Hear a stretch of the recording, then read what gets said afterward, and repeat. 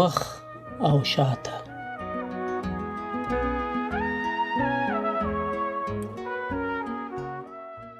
اسمان تور ورېځو پوښلی دی. د لمر سترګه کله کله د هغوی له منځه ځان راوباسي. ځمکه سپین پړک وهي، خو لکه په زنځیرې چې تړلې او بندیوانه وي. او یا هم د دې ځای پر وګړو د لمر رڼا بندیز وي، د سترګو په رپ کې بیرته پناه او غلونیا شي. داسې باد او توپان دی، ته به وایې اوس به ټوله ابادي په پناه شي. باران نه اوري، خوشحالي ګډه ده، خو عجیبه ده، خلک خدای ته د باران د ورولو لپاره لاسونه لپه نه نیسي. او د باران په غوښتنه کې ټکني دي، ګرم نه دي، ځکه چې کله همدلته باران ورېدلی دی، د رحمت پر ځای په شر غوښتی دی، او داسې لوی سیلاب یې جاري کړی دی چې د یوې مخې لوی مخلوق او تمام آبادۍ او کروندې وړي دي. نه پوهېږم دا به مې څویم کال وي چې په یو نامعلوم سفر روان یم. په هغې ورځ چې دا سفر پیلېده، شونډه مې ایله نوې توره شوې وه، خو اوس مې په ګرانۍ په سر کې تور ډکي لیدل کېږي. ټول ویښتان مې لکه واوره سپین پړک وهي. لاره اوږده ده، زه هم پلی، لیوان هم راته په کمین کې ناست دي، خو زما زړه ته لا ویرې لاره نه ده موندلې، ځکه پوهېږم چې د نیکمرغۍ په لور سفرونه تل له ستونزو او کړاوونو ډک وي. او له ستونزو ګاللو پرته نو نیکمرغي کوم خوند لري؟ بې معنا ده. نن نه یوازې توره تیاره ده، ورېځې چاودېدلې، او د باران په ځای به ښایي ږلۍ ووري، بلکې د غرونو له منځه په لویو خوړ کې د لوی سیلاب ویرونکي غږونه هم لکه د درندو توپونو ډزې غوږونه کڼوي. ویرې مې ټول وجود نیولی دی، زړه مې زور نه اخلي، د پښو مې هم شیمه تللې ده، دوه زولنې یې راچولي دي. ناببره مې د وړاندې تګ اراده او پرېکړه واړوم. پښه نیولی شم، راګرځم، لوری بدلوم، شا رااړوم، خو چې شا راواړوم، شاته مې ویره څو برابره شي، په وړاندې مې لویه هدیره راشنه شي. ټول مړي، پلار مې، مور مې، خپلوان، ګاونډیان، ښوونکي، همټولګیوال، ملنګان، پاچان، نور او نور په یو واحده هدیره کې سر راټول دي. د سترګو په وړاندې مې یوه خړه لیکه وینم. نه پوهېږم بهر دی او که زما د حواسو په ورشو کې. ټول لیکه ولاړ دي، څه به راته وایي، څه غواړي. اندېښنې مې نورې هم په سر کې راوټوکېږي. بلا پوښتنې مې په مخه کړي، ولې نو د ټولو سترګې له غوسې سرې دي، غورېږي ولې، شور یې نو په څه دی، له ځانه سره ګډ شم.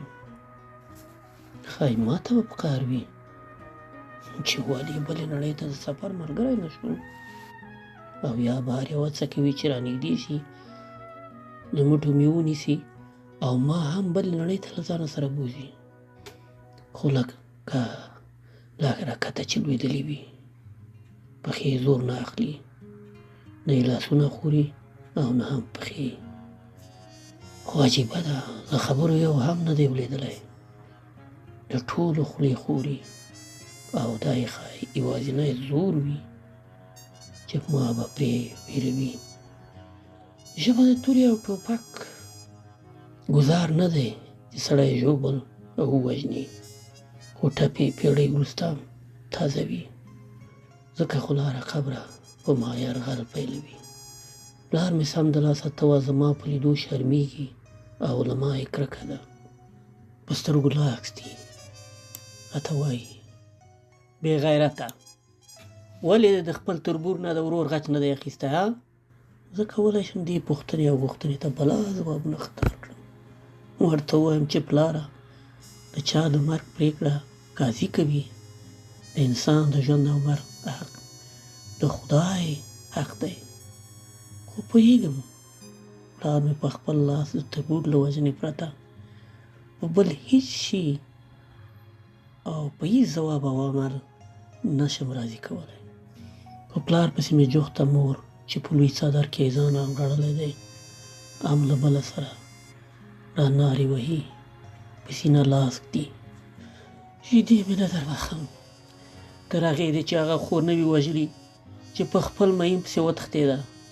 بر سر ته د پلار سره نږدې له بل قبره د کلي ملا چې له خولې ځګونه بادېږي هم خوله پرانیزي.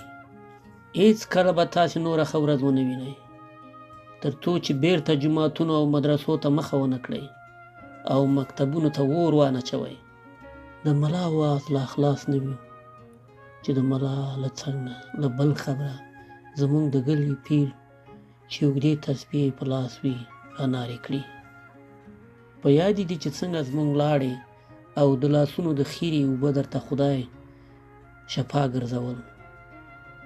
ټک او پتری به سوی روغ رمټ کټ کټ وخاندي لکه په معاصر طبابت چې ملنډې وهي. اوس چې مو پیرانو او سیدانو ته شا کړې ده څومره ناروغۍ در کې خورې دي.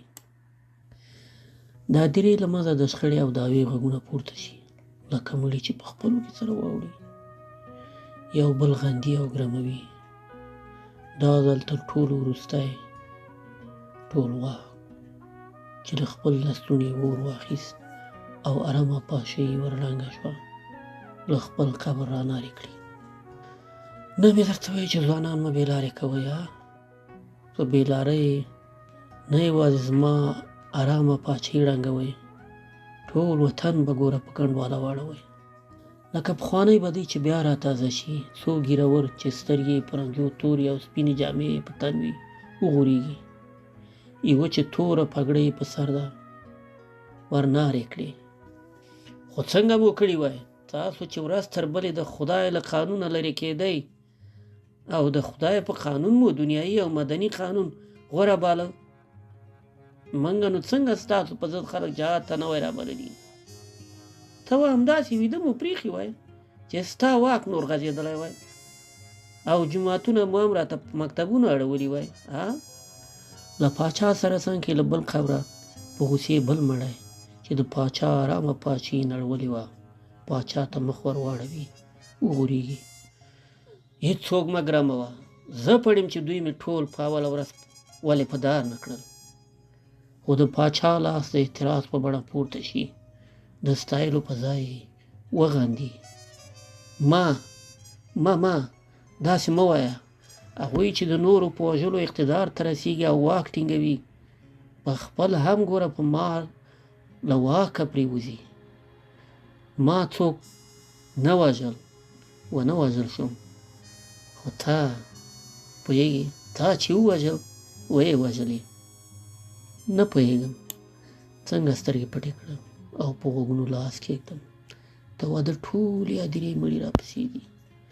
په وجود مې د ویرې خپسه ناسته ده. کلمه تېروم، په ځان بلا آیاتونه چوپوم، بېرته مخ را اړوم. خو په وړاندې مې لکه بله لویه هدیره چې را زرغونېږي، لکه د یو لوی خونړي سیلاب د څپو درانده غږونه مې وږونه کړوي. اندېښنې اخیستی یم چې بیا به دا نوی زورور سیلاب څومره قسم له ځانه سره اخلي.